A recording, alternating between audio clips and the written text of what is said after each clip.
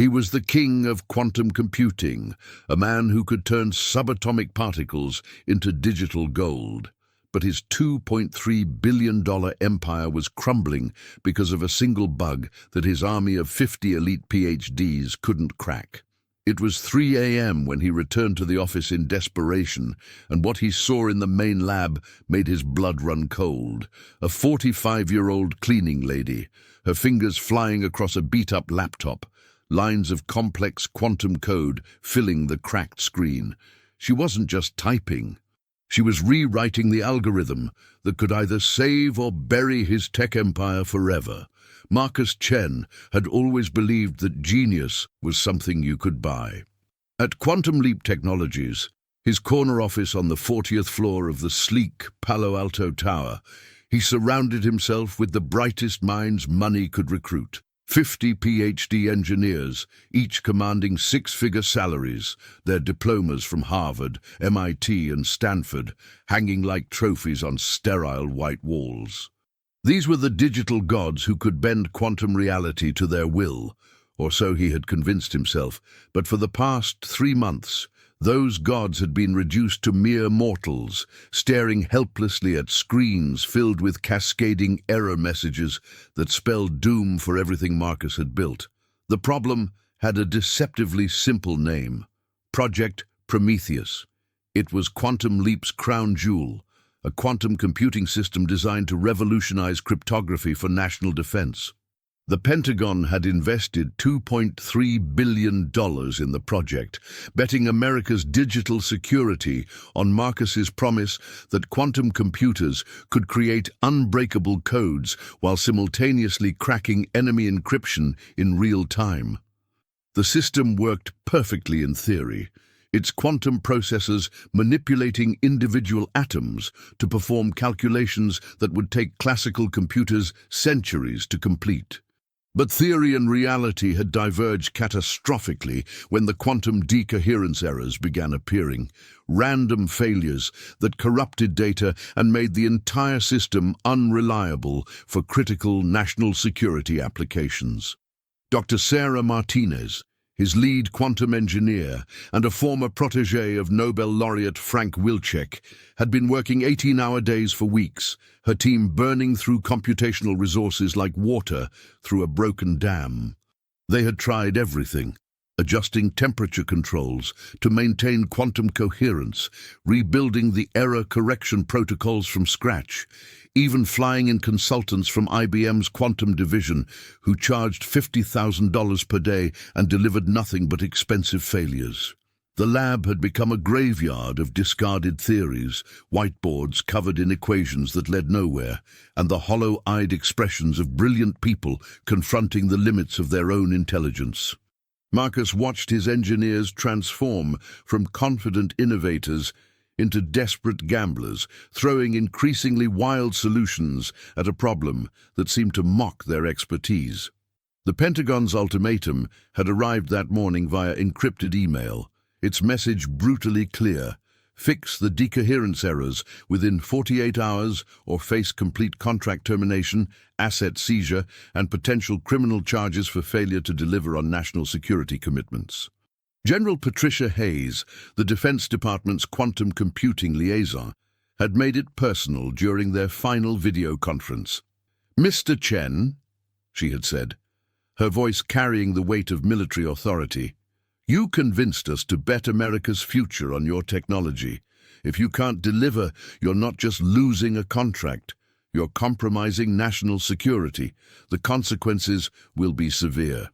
The call ended with the kind of silence that precedes either breakthrough or breakdown, and Marcus felt the crushing weight of responsibility for every job, every family, every dream that depended on Quantum Leap's success. As midnight approached, and his exhausted team finally surrendered to sleep, Marcus remained alone in his office, staring at the quantum processors humming in their climate-controlled chamber like mechanical hearts keeping a dying patient alive. The building around him felt like a mausoleum, filled with the ghosts of failed calculations and shattered ambitions. He had built this empire on the promise that quantum computers could solve impossible problems. but now faced an impossible problem of his own. How do you fix something when the smartest people in the world don't understand what's broken? The irony was suffocating. His quantum computer could theoretically calculate the position of every atom in the universe, but it couldn't calculate its own survival. At 2:47 a.m., Marcus made a decision that felt both inevitable and insane. He would return to the lab one more time, not because he had a solution, but because surrender felt worse than futile effort. The Quantum Leap building after midnight was a different world entirely, its sterile corporate facade stripped away to reveal something more honest and raw. Security lighting cast long shadows down empty corridors where, during the day, hundreds of employees moved with the urgent purpose of people building the future. Now, those same halls felt abandoned, haunted by the echo of Marcus's footsteps as he made his way toward the quantum lab. The keycard scanner beeped softly as he entered, and the familiar hum of the quantum processors greeted him like an old friend who had become a stranger. He had no plan, no sudden inspiration, just the desperate hope that being physically present in the space where his life's work was slowly dying might somehow provide clarity that had eluded him for months. Marcus walked through the lab methodically, past workstations where his engineers had left behind evidence of their latest failed attempts, printouts of error logs, sketches of modified quantum circuits, empty energy drink cans that told the story of caffeine-fueled desperation. The quantum computer itself dominated the center of the room, a monument to human ambition wrapped in sensors and cooling systems that kept its delicate quantum states stable at temperatures colder than deep space. It was beautiful in its complexity, a machine that operated on principles that seemed to violate common sense, manipulating particles that existed in multiple states simultaneously until the act of observation forced them to choose a single reality. Yet this marvel of engineering had become his greatest enemy, its quantum brilliance corrupted by errors that appeared as randomly and unpredictably as quantum events themselves. That's when he heard it. The soft, rhythmic tapping of fingers on keys, coming from somewhere deeper in the lab complex. Marcus felt his pulse spike, every instinct screaming that he wasn't alone in the building. The sound was too deliberate to be security, too focused to be coincidence. Someone was typing with the rapid, confident rhythm of serious programming, each keystroke precise and purposeful. He followed the sound through the maze of equipment, past server racks and diagnostic monitors, until he reached the auxiliary testing room where backup quantum processors ran continuous stability tests. The door was slightly ajar, and through the gap, Marcus could see a figure hunched over a laptop, illuminated by the cold blue glow of quantum readouts and the warm yellow light of an ancient computer screen. Carmen Rodriguez had been Quantum Leap's night shift cleaning supervisor for 8 years, arriving each evening at 10 p.m. to oversee a team of janitors who maintained the sterile environment essential for quantum computing operations. She was a fixture of the night shift, as reliable and invisible as the building's HVAC system, someone whose presence was noted only when absent. But what Marcus discovered that night shattered every assumption about invisibility and intelligence that had guided his career. Carmen wasn't just cleaning the quantum lab, she'd been studying it, absorbing it, understanding it with an intensity that would have impressed his most dedicated graduate students. Her ancient Dell laptop, held together with electrical tape and hope, displayed lines of quantum error correction code that were more sophisticated than anything his team had produced in months of intensive effort. Marcus pressed himself against the doorframe, watching in stunned silence as Carmen's weathered hands moved across the keyboard with the fluid confidence of someone who had been programming quantum algorithms for decades, not someone who supposedly cleaned floors for a living. The code on her screen wasn't copied from textbooks or downloaded from academic papers. It was original, innovative, addressing the decoherence problem from angles that his PhD engineers had never considered. She was running simulations on the backup quantum processors, somehow having gained access to systems that required advanced security clearance and technical expertise that took years to develop. Her approach was elegant and efficient, treating quantum states with an intuitive understanding that seemed almost supernatural. As Marcus watched this impossible scene unfold, he realized that everything he thought he knew about talent, education, and the nature of genius was about to be permanently shattered. The moment stretched into eternity as Marcus struggled to process what he was witnessing. Here was a woman he had passed in hallways countless times without a second glance, someone whose name he had never bothered to learn despite 8 years of shared space. Yet she was performing quantum computational wizardry on equipment worth millions of dollars, solving problems that had defeated teams of the world's most educated scientists. The laptop she used looked like it belonged in a museum of obsolete technology, but the algorithms flowing across its cracked screen represented the cutting edge of quantum physics. Marcus felt a mixture of awe, shame, and desperate hope as he realized that the salvation of his company might depend not on the expensive experts he had hired, but on the invisible woman who had been working alongside them all this time, unrecognized and unacknowledged. Carmen saved her work and began to pack up her laptop, completely unaware that her secret nocturnal passion had been discovered by the man whose empire hung in the balance. She moved with the quiet efficiency of someone accustomed to working in shadows, leaving no trace of her presence except for the revolutionary code that could transform quantum computing forever. Marcus watched her prepare to return to her cleaning cart, to resume the invisible role that had hidden her genius for nearly a decade. But he knew that this moment was a crossroads, not just for his company, but for his understanding of human potential itself. The question wasn't whether Carmen could save Quantum Leap, she already had. The question was whether Marcus had the courage to acknowledge a truth that would force him to confront 8 years of blindness and prejudice that had nearly cost him everything. Marcus cleared his throat softly, stepping into the auxiliary testing room with the careful movements of someone approaching a wild animal that might bolt at any sudden motion.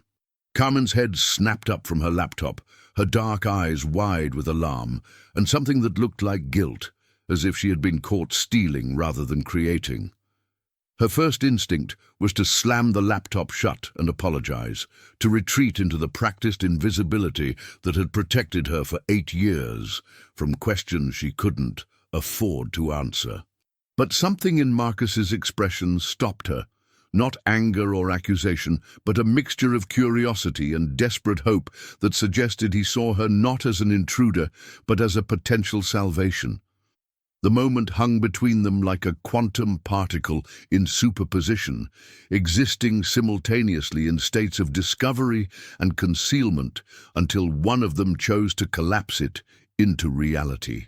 "Dr. Carmen Rodriguez," Marcus said quietly, using a title that hadn't been spoken aloud in nearly 15 years. The effect was immediate and profound. Carmen's carefully constructed facade of humble invisibility cracked like ice under pressure, revealing the brilliant scientist who had been hiding beneath 8 years of forced humility. Her PhD from Universidad Nacional de Colombia had been earned summa cum laude, her dissertation on quantum field theory groundbreaking enough to earn international attention and scholarship offers from universities across 3 continents. She had been destined for greatness, positioned to join the ranks of the world's leading quantum physicists, until a combination of bureaucratic indifference and economic desperation had derailed her trajectory and buried her genius under the weight of survival. The story that emerged over the next hour was a masterclass in systemic failure and wasted potential. Carmen had arrived in the United States with her husband and 3 young children, carrying dreams of continuing her research at Stanford or MIT, institutions that had initially expressed interest in her work. But the American academic system proved to be a labyrinth designed to exclude rather than include, demanding years of additional coursework to validate credentials that were already superior to most domestic PhD programs. Her husband had fallen ill within their first year, accumulating medical bills that consumed their savings and forced Carmen to abandon her academic pursuits for immediate employment. The cleaning job at Quantum Leap was supposed to be temporary, just until she could navigate the credential recognition process and return to physics. 8 years later, she was still mopping floors while watching lesser minds struggle with problems she had solved in graduate school. But Carmen's story contained an element that made it even more remarkable than simple academic suppression. During her 8 years of invisible labor at Quantum Leap, she had been conducting an unauthorized education that would have impressed the most dedicated scholars. Every night, after the engineers went home and the building fell silent, Carmen would study their work with the intensity of someone who knew that knowledge was her only path back to the life she had lost. She photographed whiteboards before erasing them, memorized code sequences while cleaning computer screens, and gradually assembled a comprehensive understanding of Quantum Leap's projects that rivaled or exceeded that of the actual engineers. Her ancient laptop became a secret laboratory where she tested theories, wrote algorithms, and solved problems that the official team couldn't crack. The quantum decoherence crisis that was threatening to destroy Quantum Leap wasn't just familiar to Carmen. It was a problem she had anticipated and solved weeks before it became critical. She had been watching the team's approach with growing concern, recognizing that their computational methods were fundamentally flawed, but having no way to communicate her insights without revealing her hidden expertise. The solution she had developed was elegant in its simplicity. Instead of trying to correct quantum errors after they occurred, her algorithm predicted and prevented the conditions that caused decoherence in the first place. It was a paradigm shift that required deep theoretical understanding rather than just computational power. The kind of insight that comes from years of thinking about quantum mechanics as more than just a programming challenge. Her code didn't just fix the immediate problem, it represented an evolutionary leap in quantum computing that could revolutionize the entire field.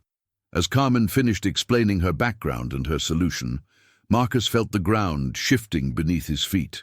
Not because of seismic activity, but because of the earthquake of recognition that was reshaping his understanding of everything he thought he knew about intelligence and worth.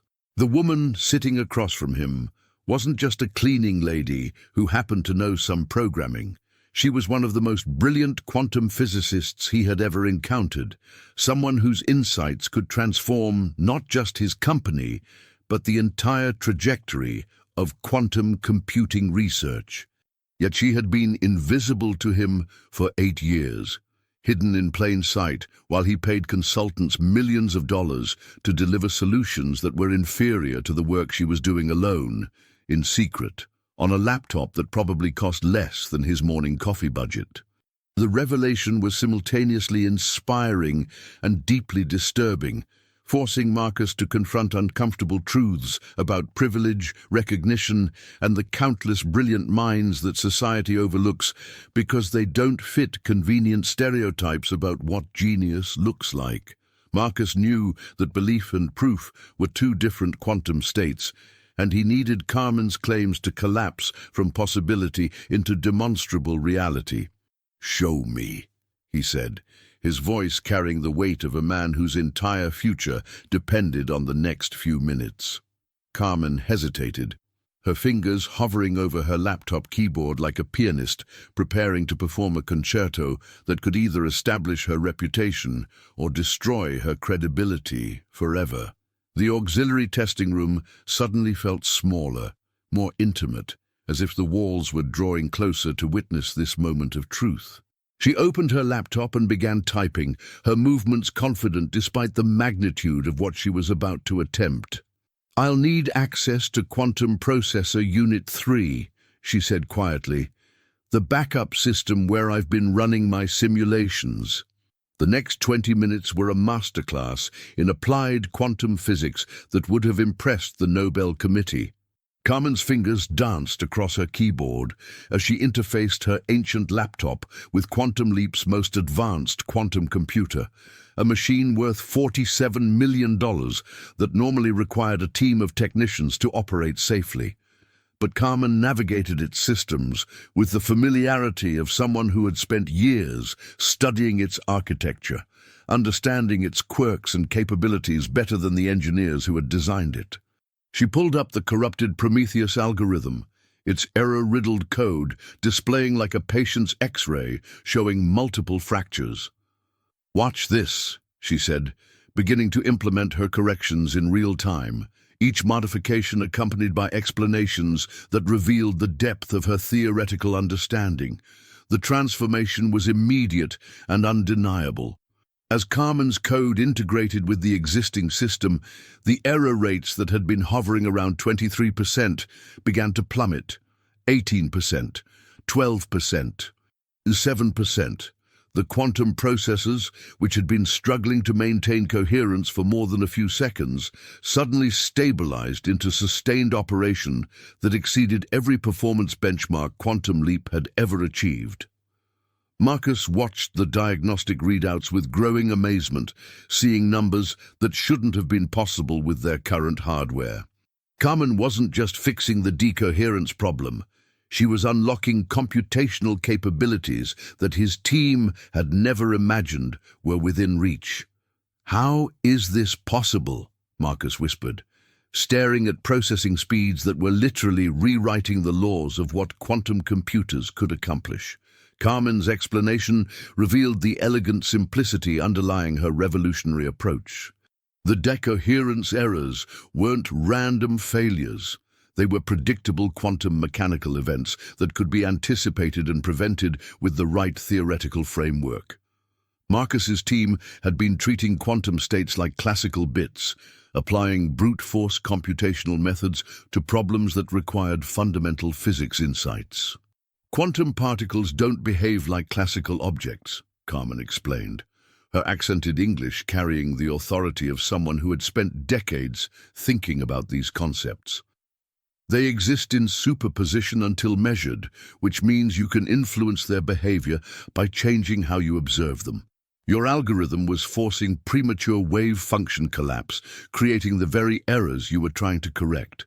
My approach maintains superposition longer, allowing the quantum states to naturally resolve into the correct computational results." The proof was irrefutable, displayed in real time on monitors that showed Quantum Leap's quantum computer performing like a machine from the future. Carmen's modifications had reduced error rates to less than 0.001%, increased processing speeds by 340%, and enabled quantum calculations that had previously been impossible. She had accomplished in one night what Marcus's team of 50 PhD engineers hadn't achieved in 3 months of intensive effort. But as Marcus stared at the miraculous readouts, he felt a growing sense of unease that had nothing to do with technical challenges and everything to do with moral ones. Carmen had just saved his company and potentially revolutionized quantum computing forever, yet she remained officially invisible, a night shift janitor whose genius had been overlooked for 8 years. The solution to his greatest crisis had been working in his building all along, hidden behind assumptions and prejudices that now seemed not just wrong, but criminally wasteful. The weight of this realization settled over Marcus like a lead blanket as he watched Carmen pack up her laptop with the same quiet efficiency she brought to emptying trash cans and mopping floors. She had given him everything: the solution, the explanation, even a demonstration of capabilities that exceeded his wildest expectations. Yet she asked for nothing in return, as if brilliance was simply a service she provided along with building maintenance. "Carmen," Marcus said, his voice barely above a whisper, "how long have you known you could solve this problem?" Her answer would haunt him for the rest of his life. "I figured out the core issue during my second week of working here 8 years ago. I've been refining the solution ever since, but I assumed you had good reasons for the approach you were taking. I never thought it was my place to suggest alternatives." 8 years of genius, wasted because no one had thought to ask the cleaning lady if she understood quantum physics.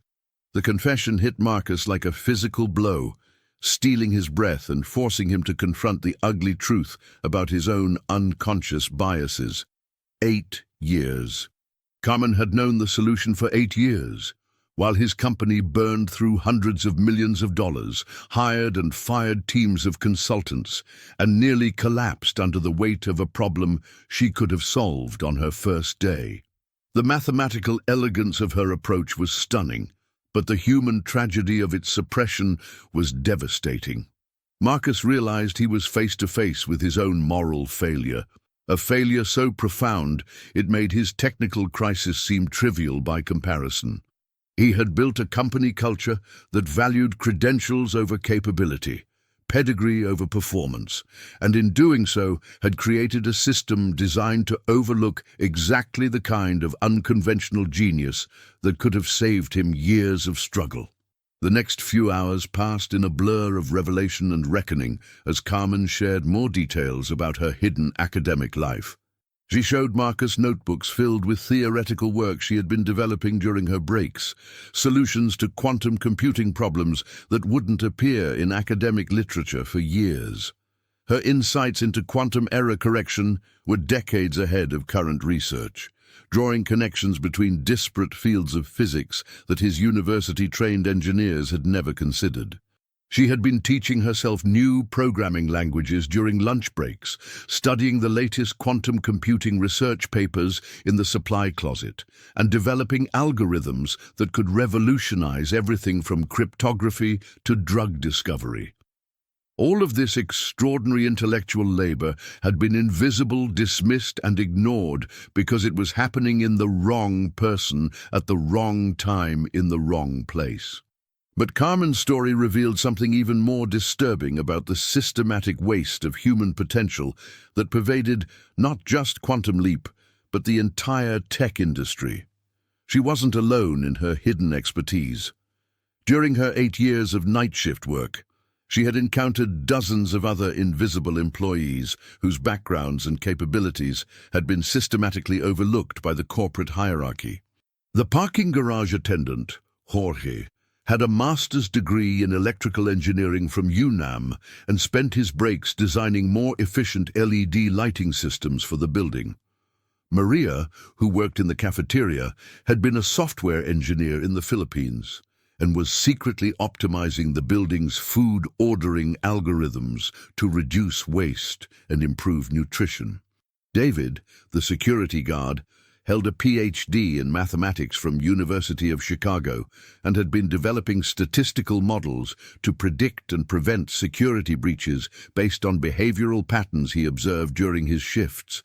The scope of wasted talent was staggering and systematic, revealing that Quantum Leap had been functioning like a cognitive blind spot factory, employing brilliant minds while remaining completely unaware of their capabilities. Marcus began to understand that his company's technical crisis was actually a symptom of a deeper cultural pathology, the assumption that intelligence correlated with institutional credentials rather than actual ability. Carmen's quantum algorithm breakthrough wasn't an anomaly. It was the tip of an iceberg of overlooked genius that had been floating invisibly through his organization for years. The cleaning staff, security team, food service workers, and maintenance crew represented an untapped resource of extraordinary minds who had been relegated to menial labor not because they lacked ability, but because they lacked the social markers that his hiring system was designed to recognize. As dawn approached and the day shift began to arrive, Marcus found himself standing at the crossroads of his career and his character. He could implement Carmen's solution quietly, claim credit for the breakthrough, and save his company without ever acknowledging the woman who had made it possible. The financial markets would celebrate, the Pentagon would restore their confidence, and Quantum Leap would emerge stronger than ever. But Marcus would know that his success was built on theft, that every future achievement would be tainted by the knowledge that he had stolen brilliance from someone who had already been robbed of recognition for far too long. Alternatively, he could do something unprecedented in Silicon Valley culture. He could tell the truth, give credit where it was due, and use this moment to transform not just his company, but his industry's approach to identifying and nurturing human potential.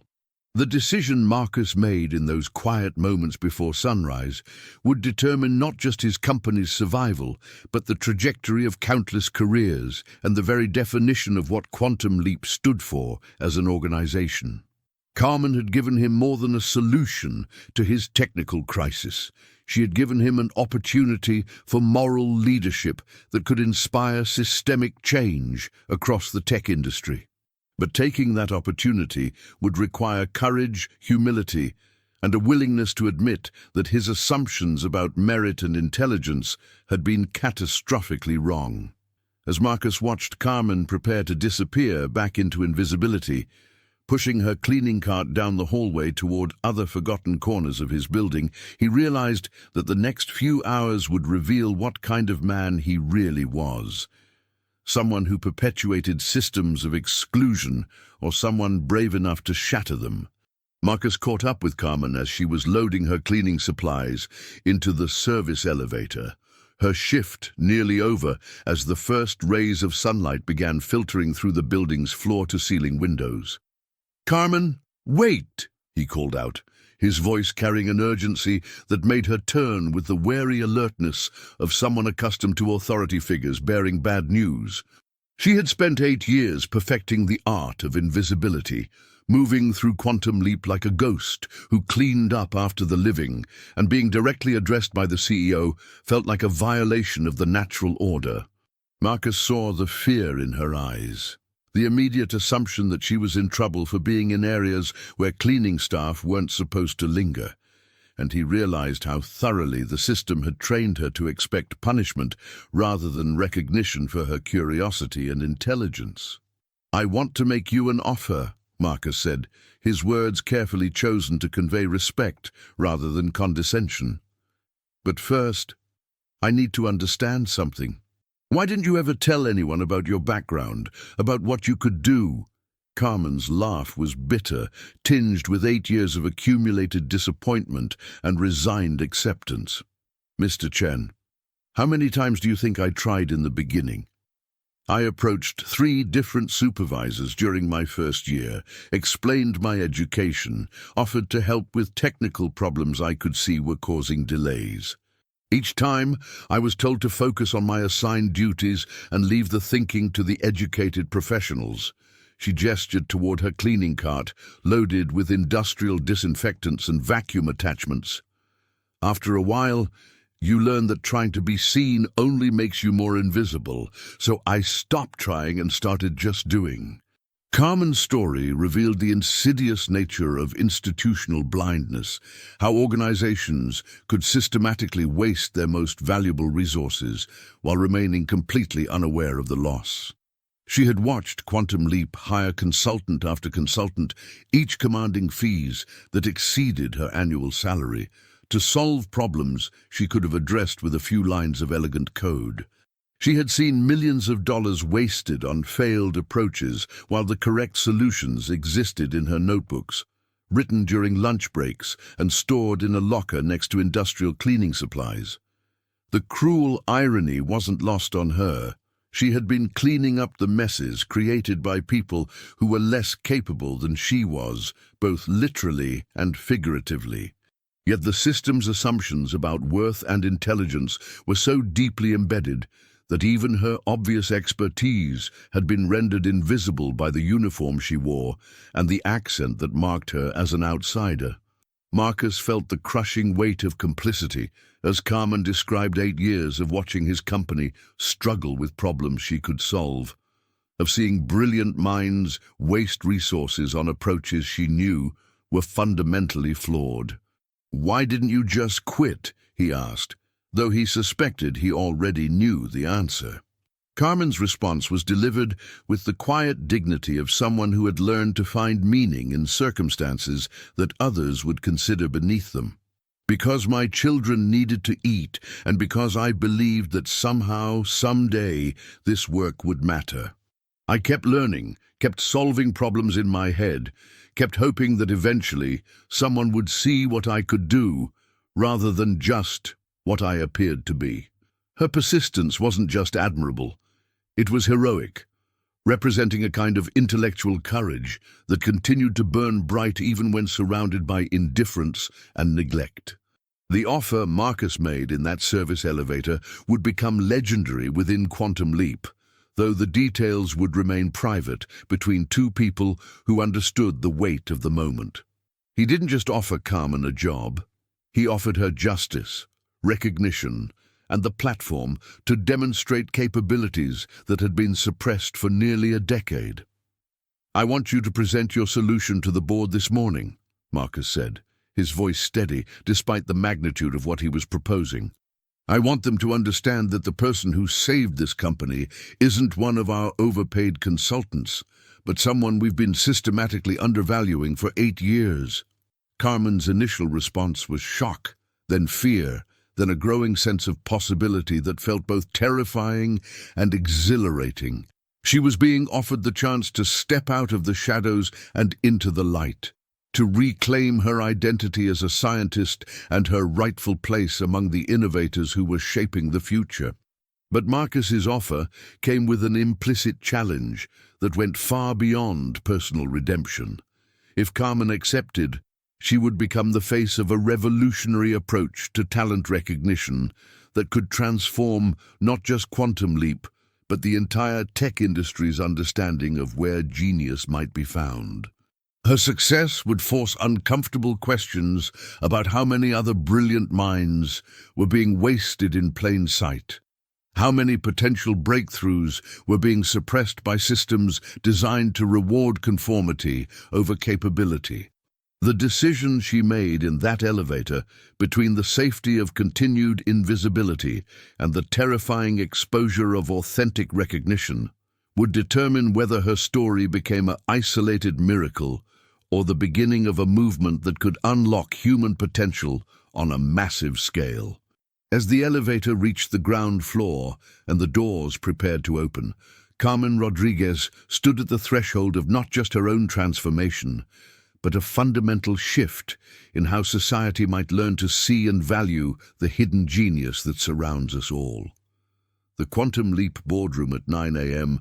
was a study in controlled panic, filled with executives who had spent sleepless nights calculating the cost of failure and preparing for the systematic dismantling of everything they had built. Robert Morrison, the lead investor, sat with his phone face down on the polished table, dreading the calls he would have to make to pension funds and sovereign wealth funds that had trusted him with billions of dollars. Dr. Sarah Martinez and her engineering team occupied one side of the room like defendants awaiting sentencing, their usual confidence replaced by the hollow-eyed exhaustion of people who had given everything to a problem that had defeated them completely. The Pentagon's deadline was now less than 12 hours away, and every person in that room understood that they were witnessing either the greatest comeback in corporate history or the most expensive failure in quantum computing research.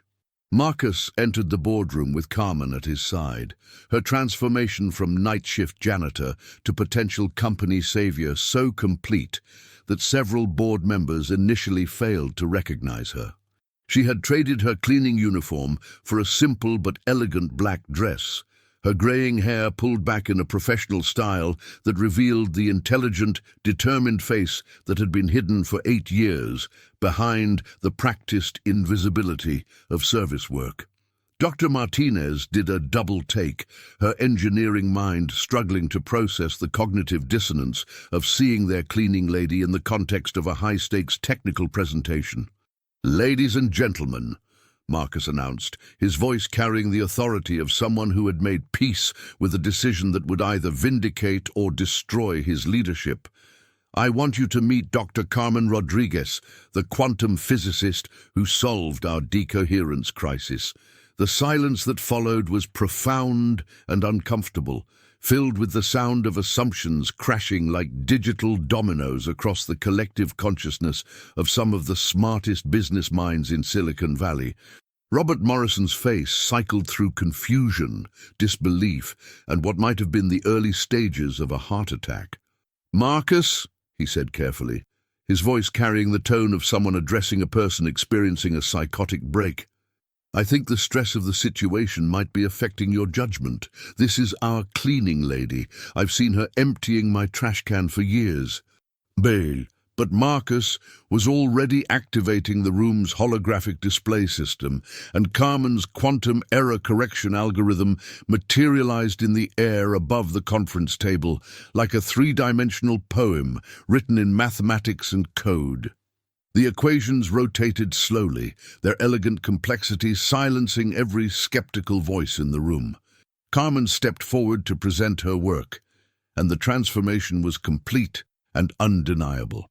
Gone was the deferential service worker who had spent 8 years making herself small and invisible. In her place stood a quantum physicist whose expertise filled the room like sunlight breaking through storm clouds. She explained her solution with the confident clarity of someone who had spent years thinking about these problems. Her presentation revealing not just technical mastery, but the kind of deep theoretical insight that comes from genuine understanding rather than memorized knowledge. "The quantum decoherence you've been experiencing isn't a hardware failure," she explained, gesturing to specific equations that illustrated her points. "It's a fundamental misunderstanding of how quantum states maintain coherence during rapid computational cycles. Your approach assumes classical physics behavior in a quantum environment." The demonstration that followed was unlike anything the boardroom had ever witnessed. Carmen connected her battered laptop to the building's main quantum computer. The disparity between her ancient hardware and the $100 million processing system serving as a visual metaphor for the collision between overlooked genius and institutional resources. Within minutes, the quantum processors that had been failing catastrophically for months were performing flawlessly, running calculations at speeds that exceeded every specification in their Pentagon contract. The error correction protocols that Carmen had developed during cleaning breaks were not just functional, they were revolutionary, representing advances in quantum computing that would normally take teams of researchers years to achieve. Dr. Martinez stared at the readouts in stunned silence, her PhD from Caltech suddenly feeling inadequate compared to the practical mastery being demonstrated by someone she had never bothered to acknowledge as an intellectual equal. But the most powerful moment came when Robert Morrison, his voice shaking with a combination of awe and shame, asked the question that would reshape Quantum Leap's culture forever. "Dr. Rodriguez, how long have you known you could do this?" Carmen's answer landed in the boardroom like a meteorite, devastating in its simplicity and shocking in its implications. "I've been working on quantum error correction algorithms since graduate school 15 years ago. I identified the specific decoherence issues in your system during my second week of employment here. I've been developing solutions ever since, but I assumed that since no one asked for my input, you either had already considered and rejected similar approaches, or you had technical reasons I didn't understand for choosing your current methods." The silence that followed was deafening, filled with the sound of careers being re-evaluated and assumptions being shattered. 8 years of watching genius waste away while paying millions for inferior solutions because no one had thought to look beyond a job title and see the person underneath. The paradigm shift in that room was instantaneous and irreversible.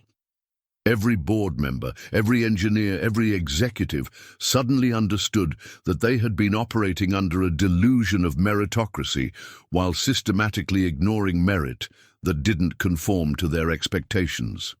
Carmen wasn't an exception.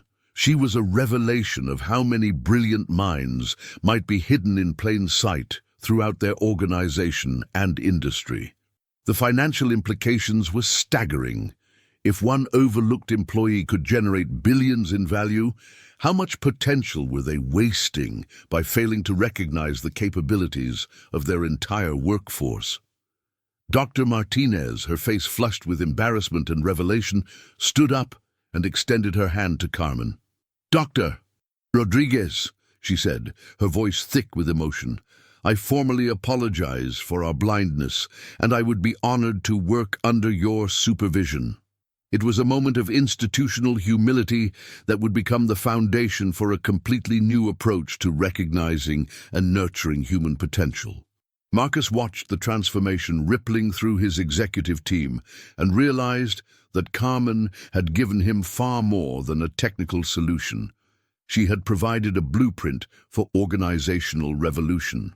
"Effective immediately," Marcus announced to the stunned boardroom. "Dr. Rodriguez is promoted to Chief Quantum Officer with full authority over our Research and Development Division. Furthermore, we're implementing what I'm calling the Carmen Protocol, a comprehensive talent recognition system that will identify and develop capabilities throughout our organization, regardless of current job title or traditional credentials." The announcement sent shockwaves through the room as executives grappled with the implications of a system that valued ability over pedigree, performance over prestige. 6 months after Carmen Rodriguez's dramatic elevation from cleaning lady to Chief Quantum Officer, Quantum Leap Technologies had become the most talked-about company in Silicon Valley, not just for their revolutionary quantum computing breakthroughs, but for pioneering an approach to talent recognition that was reshaping entire industries. The Carmen Protocol had uncovered an astonishing reservoir of hidden expertise within the organization.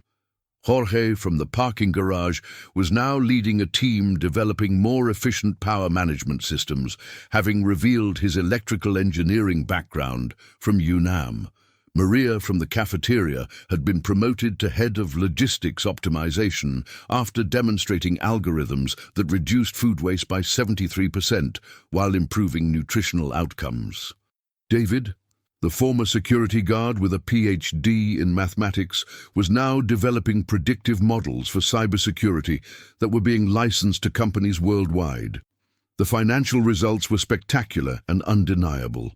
Carmen's quantum error correction algorithms had not only saved the Pentagon contract, but generated an additional $3.2 billion in licensing revenue as companies globally scrambled to implement her revolutionary approach. Quantum Leap's stock price had increased by 400%, making it one of the most valuable quantum computing companies in the world. But more importantly, their reputation as a true meritocracy was attracting the world's brightest minds who had been overlooked by traditional tech giants.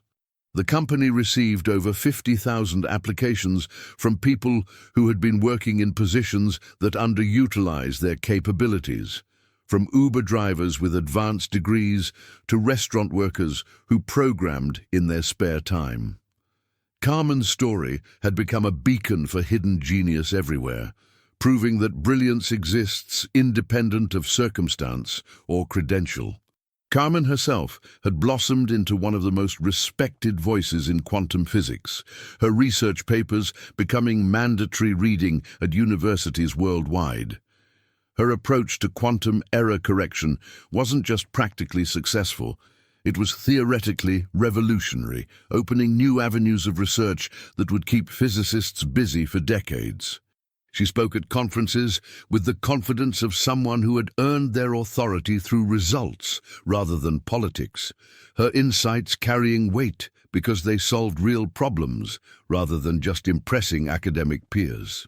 The Rodriguez Institute, her research foundation focused on quantum applications for developing nations, had secured $500 million in funding and was already making quantum computing accessible to researchers in countries that had been excluded from the quantum revolution. But perhaps the most profound change was cultural. rippling outward from Quantum Leap to influence how the entire tech industry approached talent development. The Carmen effect became a recognized phenomenon in business schools, describing how organizations could unlock extraordinary value by looking beyond traditional indicators of worth. Google quietly launched their own version of the Carmen Protocol, discovering that some of their most innovative ideas were coming from janitors, food service workers, and security staff who had been studying the company's projects during off hours. Microsoft began actively recruiting from immigrant communities, where advanced degrees were often unrecognized by American institutions. The transformation went beyond individual companies as venture capital firms started funding startups specifically focused on identifying and developing overlooked talent in unconventional places. Carmen's personal journey had come full circle in the most beautiful way imaginable. Her children, who had grown up watching their mother work multiple jobs while dreaming of returning to physics, now attended Stanford on full scholarships, inspired by a mother who had proven that setbacks are temporary, but character is permanent. Her eldest daughter was studying quantum physics, motivated not by her mother's fame, but by her quiet persistence through years when recognition seemed impossible. Carmen had purchased the ancient Dell laptop that had been her secret laboratory for 8 years, having it framed and displayed in her new office as a reminder that genius doesn't require expensive tools, just curiosity, persistence, and the courage to keep learning even when no one is watching. The final scene of this remarkable story took place 1 year after that pivotal board meeting at the World Quantum Computing Summit in Geneva, where Carmen delivered the keynote address to an audience of Nobel laureates, tech billionaires, and heads of state. Her presentation, titled Hidden Variables, the Quantum Mechanics of Human Potential, drew a sustained standing ovation, not just for its technical brilliance, but for its moral courage. She spoke about quantum superposition as a metaphor for human capability, explaining how talent exists in multiple states simultaneously until someone has the wisdom to observe it correctly. In quantum mechanics, she concluded, her voice carrying to every corner of the packed auditorium, measurement doesn't just reveal reality, it creates reality. The same principle applies to human potential. When we choose to see genius in unexpected places, we don't just discover it, we unleash it. But Carmen saved her most powerful words for the end, turning to address the millions watching via live stream who might be working in positions that underutilize their capabilities, who might be cleaning offices or driving cars while dreaming of contributing to humanity's greatest challenges. To everyone watching who knows they have more to give than their current circumstances allow, remember this: your potential exists independent of recognition. Keep learning, keep growing, keep solving problems, even if no one is watching. The universe has a way of rewarding persistent genius, and your moment of recognition may be closer than you think. As the applause thundered through the auditorium and across digital networks worldwide, Carmen Rodriguez stood as living proof that sometimes the most profound revolutions begin with the simplest act of finally seeing someone who was there all along, waiting patiently for the world to open its eyes.